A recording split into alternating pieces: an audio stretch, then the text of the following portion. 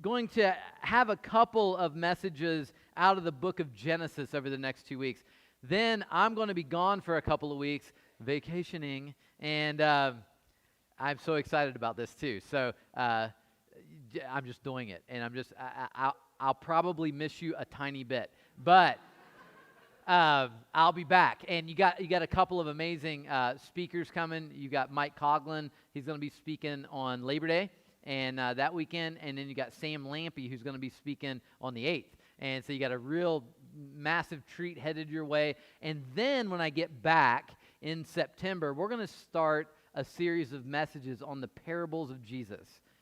And we're going to call it Stories. And we're going to talk about just what that was all about and dive into some of those parables. And we're going to have a great time doing that. And then after that, we're into Advent, believe it or not, which is wild. And then Christmas, and then Easter, and then I know it's so sad. And then family camp again. Woo!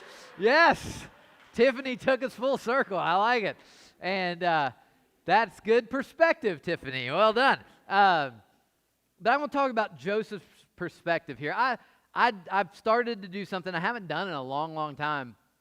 And that's just, I started in Genesis 1:1, and I'm heading through the Bible, and I did that a lot when I was younger, and I haven't really just done that in one big giant chunk in a long time, and so I've been doing that, and as I worked through Genesis, I'm just, again, so amazed at the stories in Genesis, and we could almost add these stories to the end of the Messy series, as far as, that's what it was, man. It was a giant mess, but you see God working in it so amazingly and so beautifully.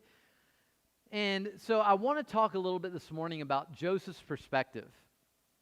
And we'll get to that part shortly. I need to open this with a story, though, that happens a little before. And Jacob, who was a trickster, you guys know Jacob and Esau, and Jacob ended up wrestling with God, and God, they're, I guess, wins, but they're right, but it's close. And Jacob says, "I'm not going to let you go until you bless me." And he touched his hip bone, remember, and he couldn't walk right after that. And he said, "What's your name?" And he said, "I'm Jacob," which means trickster. And he said, "Now your name is Israel." And then he goes about, and he has, you know the story when he goes, that was after, but before that he had married Rachel and Leah by accident, and then, funny story, I'll let you read that one, and then Rachel, and then they can't have kids, or Leah has kids, and Rachel can't have kids, and so Rachel gives Jacob her handmaiden so he can have kids that way, and then Leah stops having kids, so she gives him her handmaiden, and it seems like a really neat, perfect, tight little family to me. And so they ended up having 12 boys, and they have a girl. The girl's name is Dinah, okay? And so Dinah ends up going, and she gets, I'll pick my words carefully here, she gets abused. That would be a way to put it.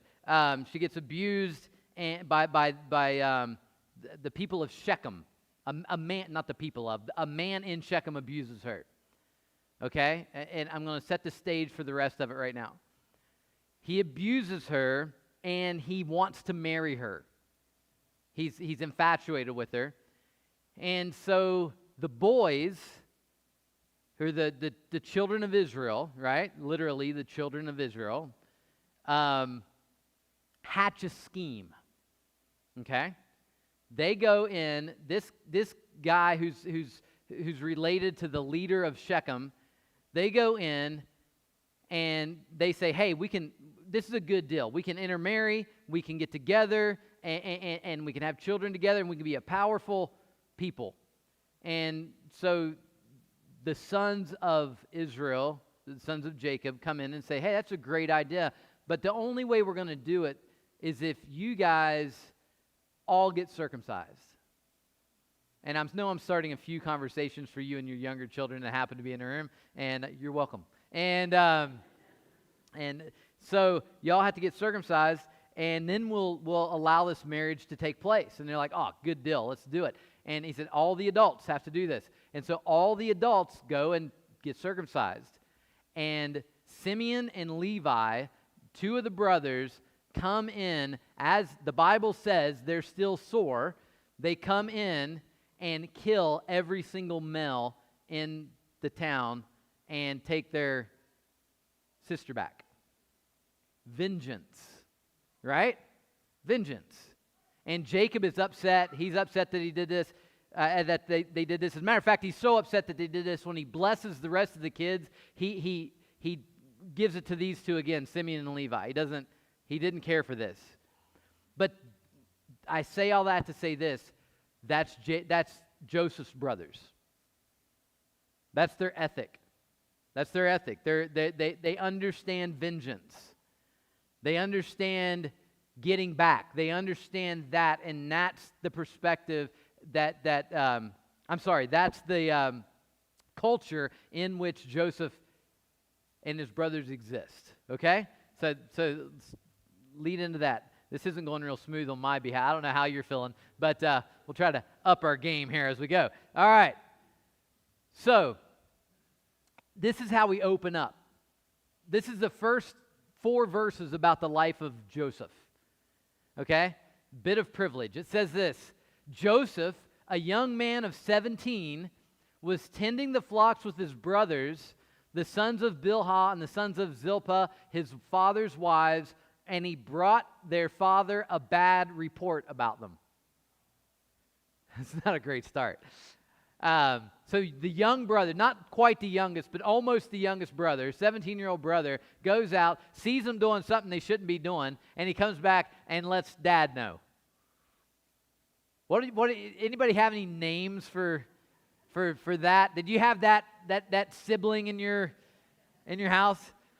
I was an only child, so I wasn't about to rat myself out, but tattletale, we don't rat on each other, we don't do that, snitches get stitches kind of thing, right? And so, but that's the first thing. And then this is the next verse. Now Israel loved Joseph more than any of his other sons, because he had been born to him in his old age, and he made him an ornate robe for him. So, you couldn't set this kid up to be hated any worse. You already have brothers that are mean. You have brothers that are not afraid to hurt you, not afraid to get rid of the problem. They've proven it time and time again. And here you have Joseph. Dad, guess what my brothers did? Guess what they did?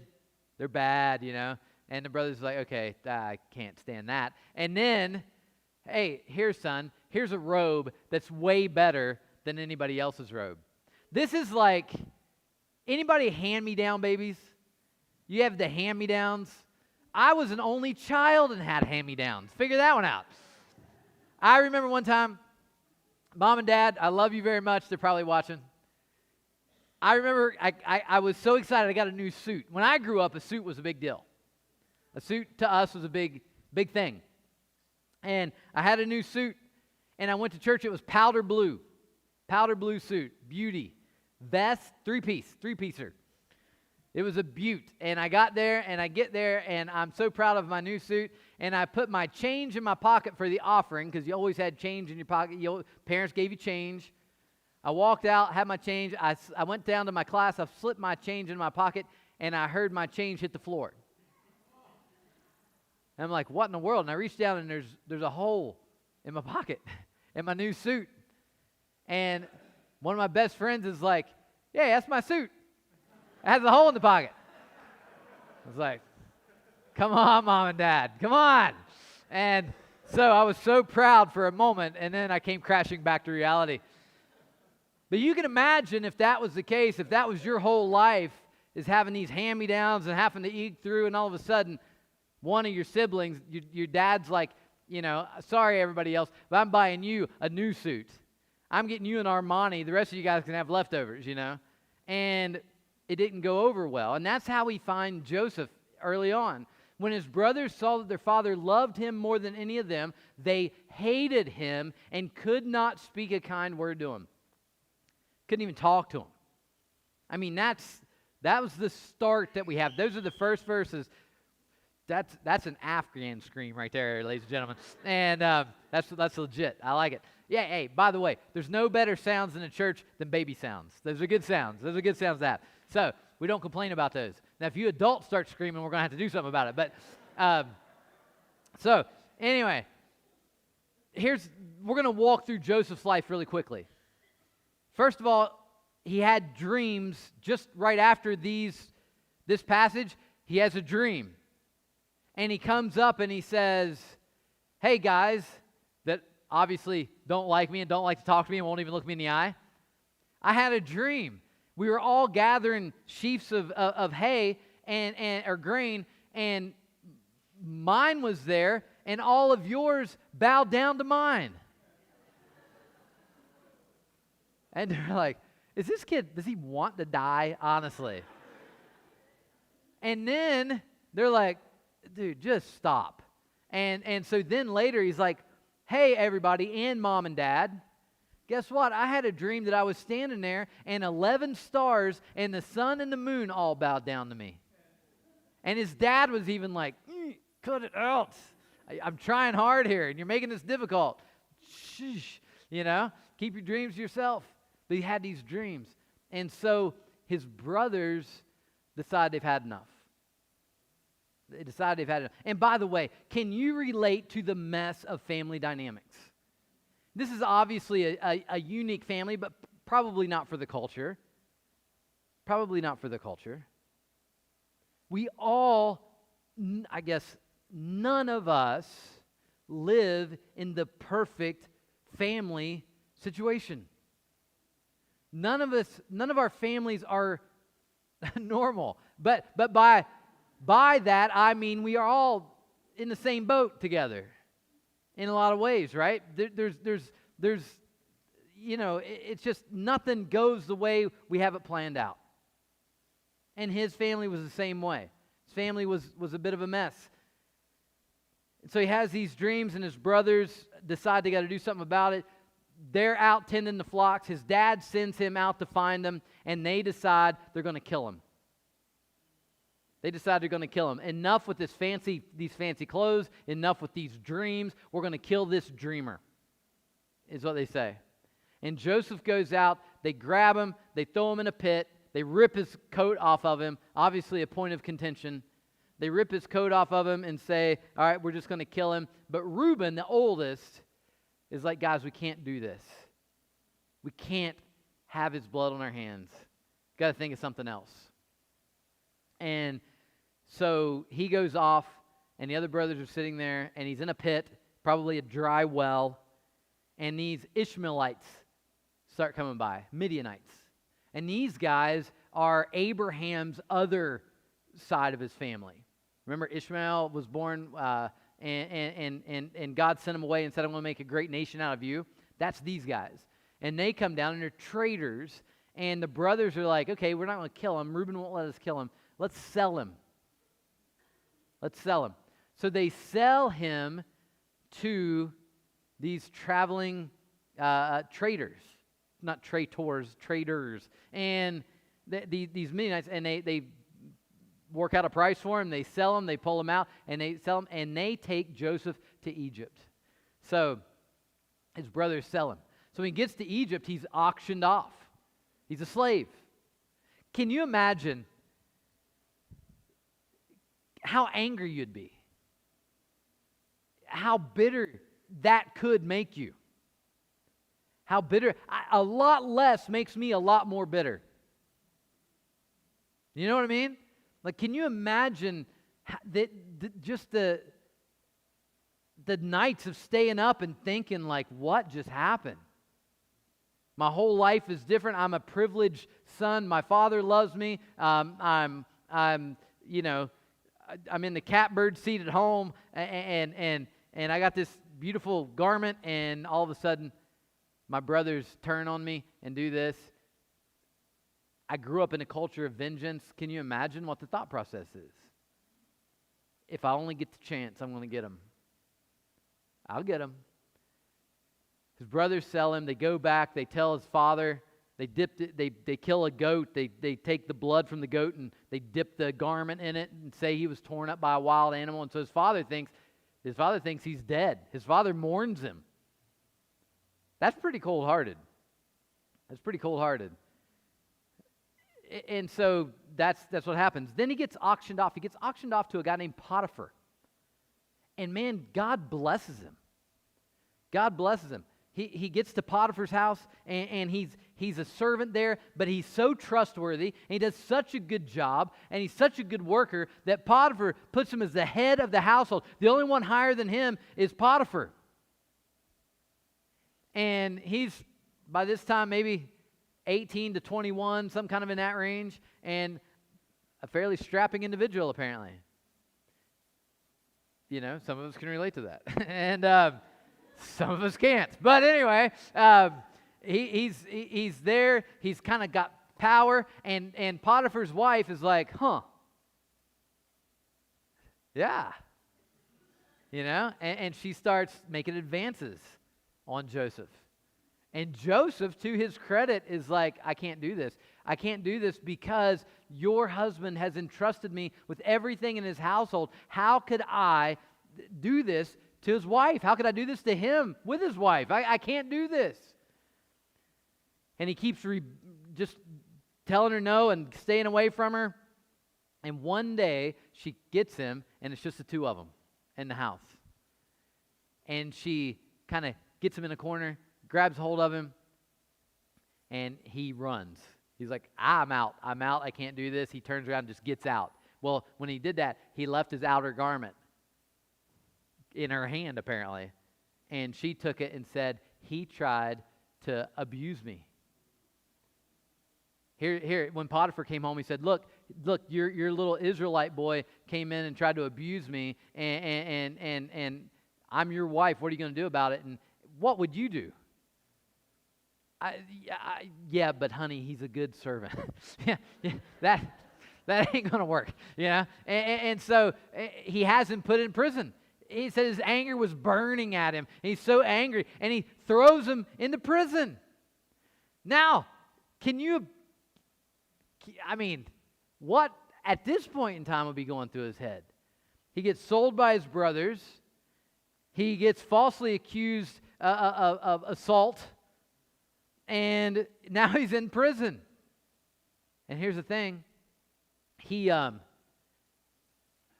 gets put in charge of everything in prison because he's such a good worker and he does a good job and he's faithful. And the prison guards put him in charge of everything, including the mental health of the other patients.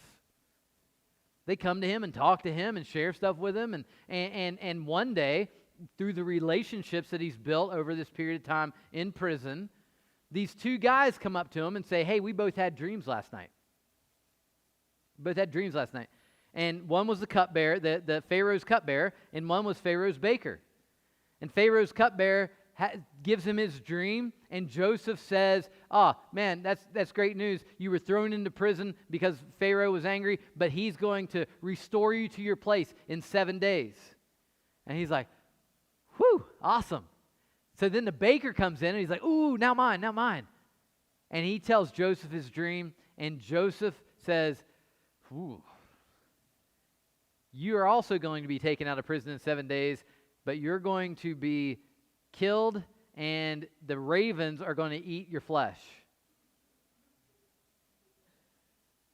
Have a great week. I don't know. Yeah, and that happens. And so what happens is he tells the cupbearer, hey, listen, remember that I interpreted your dream and tell Pharaoh. Do that for me. And the cupbearer's like, awesome, I will, man. I'm so excited. That's awesome. He goes out, and the Bible says he forgot all about Joseph. And for 2 years, Joseph is still in that prison. And then one day, Pharaoh has a dream. It's about fat and skinny corn stalks and fat and skinny cows, and The skinny cows eat the fat cows and still look skinny, and the skinny corn eats the fat corn and still looks skinny. And he interprets the dream. God interprets the dream through him. Again, this is all for you can peruse it. We're getting to a place. But basically, Joseph interprets that there's going to be 7 years of just abundance, followed by 7 years of famine, and you need somebody to build storehouses and start taxing and taking a percentage of the grain to save in the abundant times for the lean times. And Pharaoh says, what better person to do it than you? And Pharaoh likes him so much, and he does such a good job, he becomes second in command of Egypt at the time, which was the world empire. So he's the second most powerful person in the known world at this point in time. You know? I mean, what an amazing journey. What an amazing journey. And so he gets married to one of the priests, a priest of On, his daughter, or the priestess of On. I have to look at that. I can't remember which. But he marries the daughter, and he gets fully immersed in the Egyptian culture. And you've seen pictures. They do all kinds of weird stuff. They wear strange things, and they all look cool, and they wear eye makeup, I think, and all that fun stuff. And they look different, right? And so one day, he gets to Pharaoh's palace there. Then we're going to check out a life-giving perspective here. But one day, after the famine starts, Jacob and his brothers and his family are running out of food. And he says, you brothers need to go to Egypt. The word is there's food there. You need to go get the food. So the brothers go back, and Joseph's in charge of the distribution, and he walks up, normal day, probably a Tuesday. He walks out, and he's standing up on his thing, looking down at everybody, trying to figure stuff out, and he looks, and who does he see? His brothers. But they don't know him. He speaks the language now. He doesn't. He's fully immersed in the culture. They don't recognize him at all, and they don't think he can speak their language because he's Egyptian. But he obviously can, so he can understand what they're saying. And he plays some tricks on him. He holds back one of the brothers and sends him back and says, unless you bring me your little brother Benjamin, who was his mom's only other brother or son, and he says, unless you bring him back, because Jacob didn't want to send him because he didn't want something bad to happen to him too. Unless you bring him back, I'm not going to give you anything. And so they go and they eat that lot of grain, and then they start starving, and they say, Dad, the only way we can get any more grains to bring back Benjamin. And his father said, no way, I won't do it. And he said, well, what about the other brother that has been gone for a couple of years? And he's like, yeah. And finally, he sends him, and they go before before Joseph, and Joseph does some other stuff to him. You got to read it. It's wild. But then he decides it's time to reveal himself to his brothers. I said all of that. My apologies. I said all of that to say this.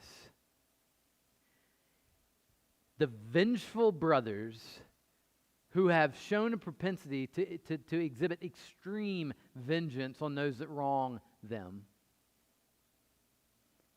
now have wronged the second most powerful person in the entire world. And Joseph is getting ready to reveal himself to them. And here's the thing. How do we, in a contentious time, and I want to acknowledge the fact that we live in a contentious time. There's a lot happening. There's a lot of tribalism going on. There's a lot of temptation to join a certain team and to look at the other team as being less than. You know what I mean? There's a lot of temptation to try to defeat. It's easy now to look at people who are different than us or think differently than we do and look at them as enemies to be defeated instead of neighbors to be loved. Right? It just is. It's not an easy place to be right now because there's all these feelings that well up inside of us. So how can I satisfy this thing that's inside of me? And I love Joseph's perspective because it was not a life-taking perspective. It was a life-giving perspective. And I like it because I think I need it. You know what I mean? And so, check this out. He's getting ready to reveal himself to his brothers. And he says this, Genesis 45, 1 through 8. Then Joseph could no longer control himself. I can relate to that verse. Then Joseph could no longer control himself before all his attendants. And he cried out, "Have everyone leave my presence." They're all at dinner, by the way, lunch. And you know, you ever been around those people? You ever been around somebody that has a measure of power? And they're like, "Everybody get out of here." What does everybody do?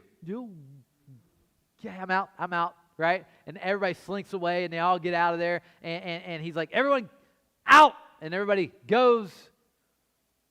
So there was no one with Joseph when he made himself known to his brothers. And he wept so loudly that the Egyptians heard him, and Pharaoh's household heard about it. Joseph said to his brothers, "I am Joseph. Is my father still living?"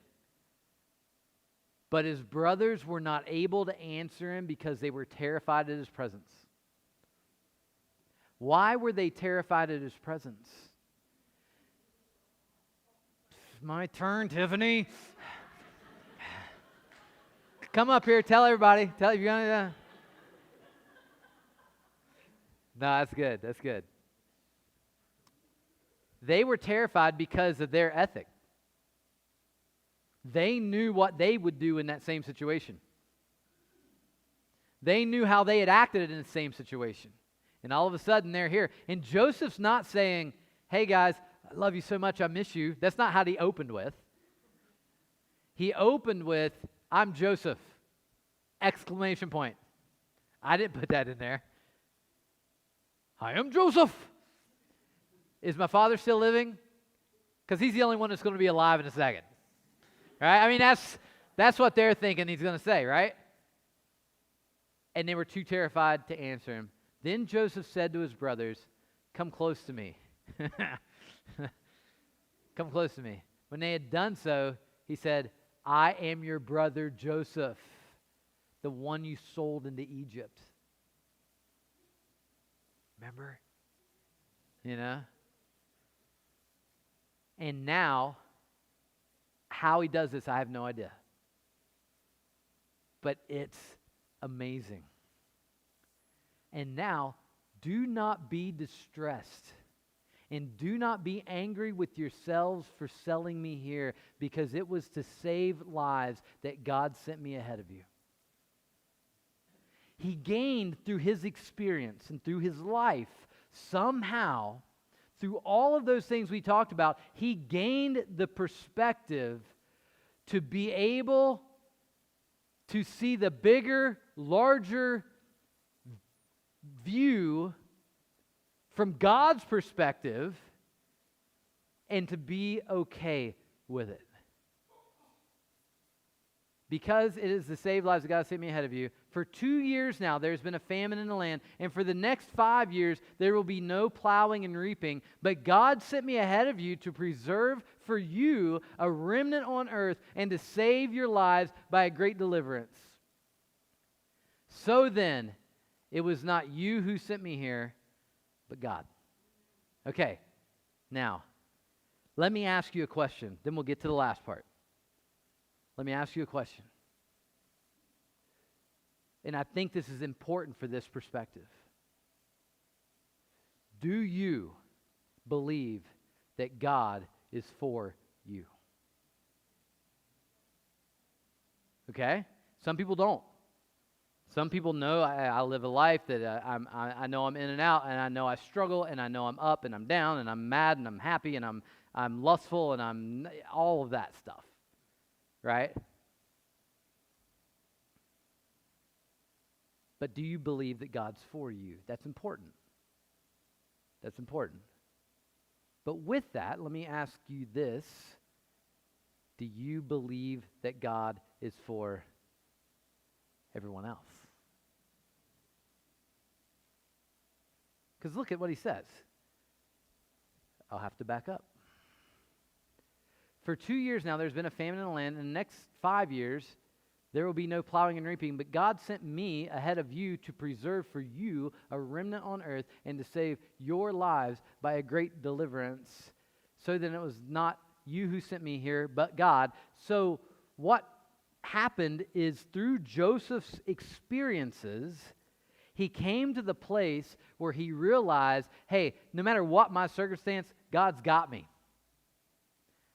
I got put in a pit. I got sold out. I ended up getting auctioned off. I end up going to the head of that household. I get falsely accused. I go to prison. I end up at the head of that. I have to wait for 2 years. Then I get pulled out and in front of Pharaoh. And now here I am. I don't have to worry about anything. God's got me. And when we realize that God has got me, or God is for me, when we realize that helps us be able to not have to seek vengeance for ourselves, but rather it gives us the freedom to be able to see that God is working beyond just me trying to protect myself. He's got a bigger plan going on. Right? So then it was not you who sent me here, but God. Why? Because He's for you too. You did this terrible thing to me, but because of God's goodness and God's grace to me, I'm saying it's okay, because if we look at it, God's been at work the whole time. Whether I was down, whether I was high, whether Paul says it, I've learned to be content, the secret to be content. Right? Whether I'm up, whether I'm down, I'm content because I can do all these things through Christ who strengthens me. Right? It was not you who sent me here, but God. So they go out and they're like, okay, but they don't really believe him. They don't really believe him, and I'll show you why. Several chapters later, chapter 50 comes along. Jacob dies. Dad dies. He's moved them all to Goshen, which is right outside of Egypt. Dad passes away, and here's the scene after Dad passes away. When Joseph's brothers saw that their father was dead, they said, "What if Joseph holds a grudge against us and pays us back for all the wrongs we did to him?" What if that happens? What if he's just playing a long game here? Revenge supposedly is a dish best served cold, right? And so maybe they think he's playing the long game here. So they sent word to Joseph saying, "Your father has left these instructions before he died." I don't think he really did, but here's what they say. "This is what you're to say to Joseph. I ask you to forgive your brothers the sins and the wrongs they committed in treating you so badly. Now please forgive the sins of the servants of the God of your father." When their message came to him, Joseph wept, because they just didn't get it. His brothers then came and threw themselves down before him. "We are your slaves," they said. But Joseph said to them, "Don't be afraid. Am I in the place of God? You intended to harm me, but God intended it for good, to accomplish what is now being done, the saving of many lives. What you intended for evil, God meant for good." Now listen, I want to encourage you today, where you're at. There's some visitors here. There's a lot of people here that I know that life's been difficult, and I know those things. I know some of you are top of the morning, and everything's going good. But here's the thing. Here's the thing. I want you to know that God is for you to the degree that even when people do things that are intended for evil against you, that somehow, some way, God's got it. And God is intending it for good. Not only that, that's the same story for every other image bearer you come across. Now think about that for a minute. That puts us all on level ground. That takes us away from this thing of thinking, well, I've got all the answers, I'm good, I'm better, you're down here. That's not the case. God's for us, and God's for you. Right? I want you to take heart today if that's you. If you're in the middle of the struggle, if you're in the middle of the questioning, if you're in the middle of the wash that is the mess that life can have, that can provide for us. I want you to understand what Joseph finally got. That yeah, God's for me and God's got a plan, but also, hey, God's doing this for you too. And here's the thing, that helps me put down my sword and give hugs. Right? Because we're no longer at battle against each other. We're walking through life together. And that's what the gospel is all about. Dear Heavenly Father God, I ask that you would help me first and foremost. There may be a lot of other people in here that have this down. But God, when I think of how much I worry, when I think of my anxiety, when I think of some of these things that creep in, that you say and tell us we don't have to bear. When I think of my fears and I think of what worries me like that, and then I also read we haven't been given the spirit of fear, but of power and of love and of a sound mind, and that perfect love casts out fear.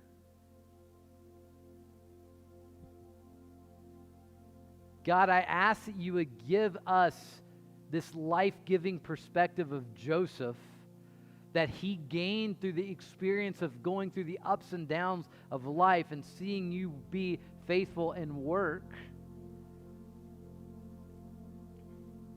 And God, for the person today under the sound of my voice that needs this the most, God, help them to realize that those stories about you coming to earth and living a perfect, sinless life and then going to the cross to die, to reconcile us and set things right, wasn't just for an exclusive club. God, that was for all of us. And God, at times, for that person in here that I ask today that feels like they couldn't be further away from you. They couldn't be. As a matter of fact, maybe they didn't even want to come in the building because of the old adage, lightning's going to strike it. Help that person feel the warmth of your presence the most right now. That you're for them. And God, for those of us that have walked the road that has led us to a place that we do know that you're for us,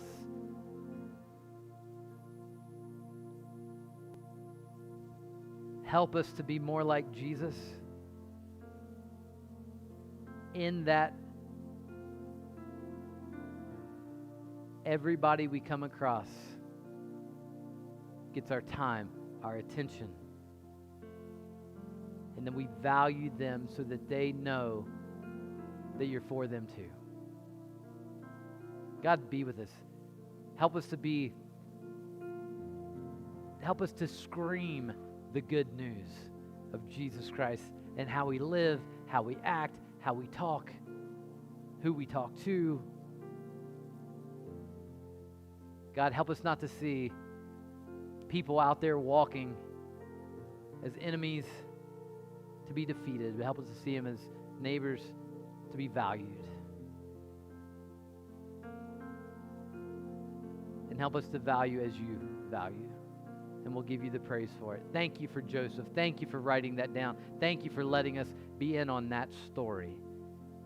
Thank you for the mess of life. Thank you for the opportunity that we have to be in the middle of the time that we're living in, God. And yeah, the powers that be may mean some of the things that are happening in our world for evil against us, God, but we trust that you're working it for good.